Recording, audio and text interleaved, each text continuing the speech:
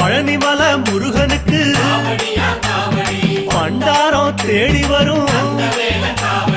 aunty முகம் காண வரும் ஆவினங்குடி தேடி வரும்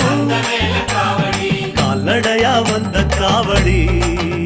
இது தேடுவது கந்தன் காலடி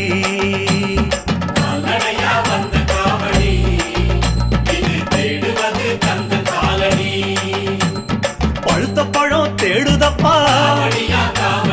பாலதண்ட பாணி கேட்ட நல்ல முத்து வேலனுக்கு ஞான பழம் கேட்டு வரும் கால்நடையா வந்த காவடி